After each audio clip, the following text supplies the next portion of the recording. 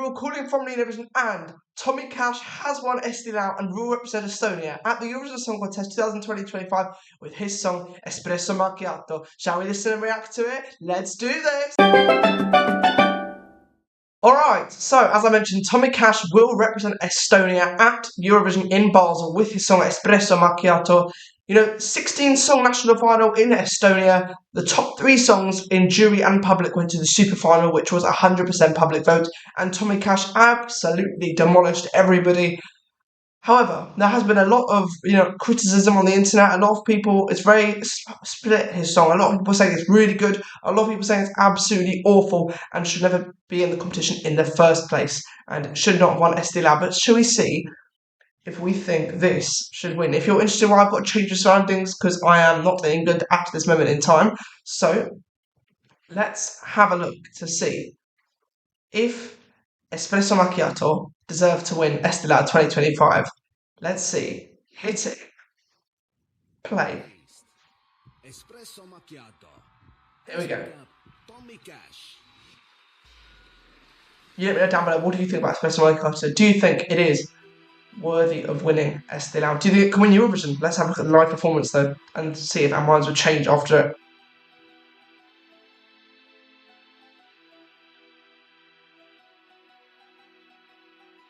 It's Espresso.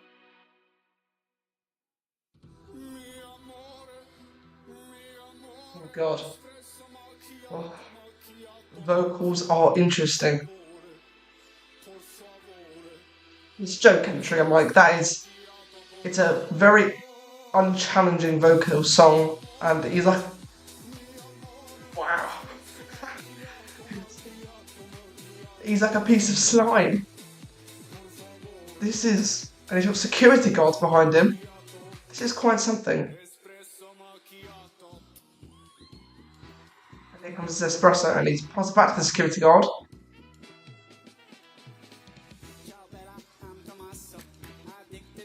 And now he's trying to... Is that his voice? He sounds like he's like trying to mock a cartoon character. This is really weird. Quite good though.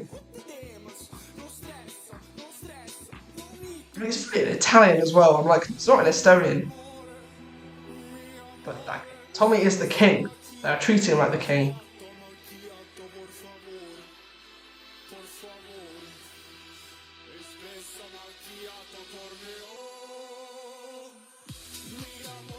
This is really cringy. This is really cringe. I like it's well choreographed, to be fair. I'm like, but it's very odd.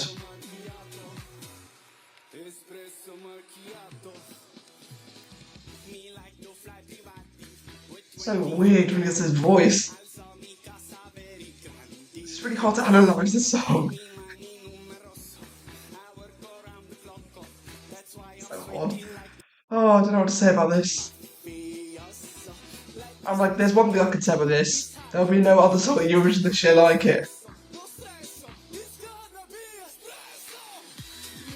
I'm like, anybody could sing this song, that's the other thing.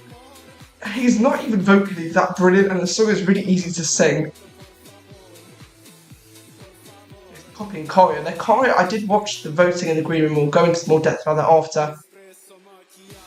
And there's coffee beans. We've got coffee beans. This is the most bizarre thing I've ever seen in my life.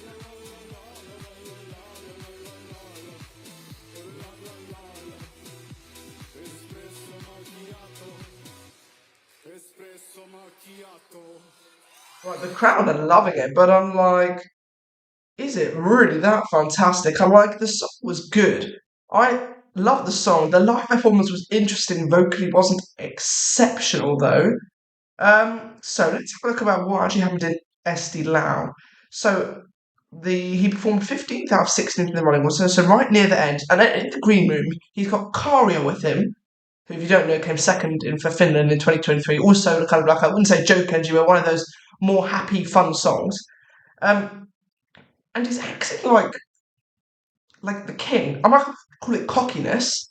I'm like, it's very all for his ego to try and look like Mr. Cool. But literally the points came out, his face did not change when they announced him as the winner. He expected to win. I'm like, there was a 70% chance in the odds or something like that he would win.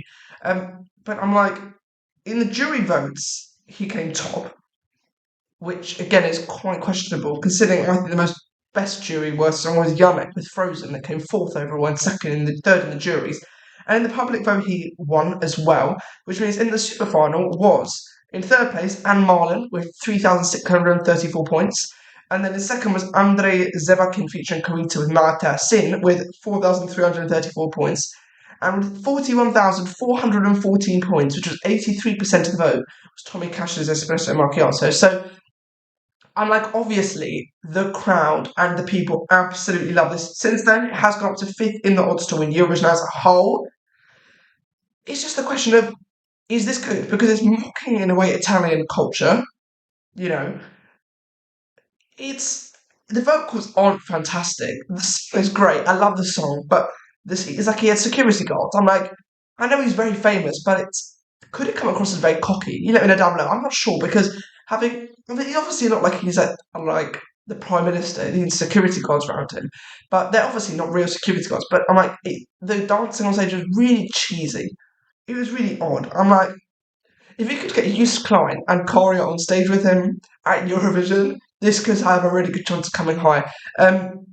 Semi-final wise, it is going to be in semi-final one in the first half with Iceland, which we don't know anything about yet. Poland, Gaia, Justina Stekskowska. Portugal, we don't know anything about yet. Slovenia, Clemen. Sweden, we don't have a song yet. And Bird of Prey from Ukraine. So this could well open the whole of Eurovision. But it would be really odd to start for all viewers to see this. I'm like, random weird. I'm like, it's a weird Eurovision act I've seen in a really, really, really long time. What do you think? Do you think this has a chance of winning Eurovision? Do you think this will just not even get to the final in the first place? Let me know down below. What do you think about this song? Subscribe because we're actually getting nearer to our 250 subscriber target by Basel. It might actually be more looking like we could get 300. So subscribe down below and join the Nina Vision family. And we will see you next time for the next reaction video. Bye!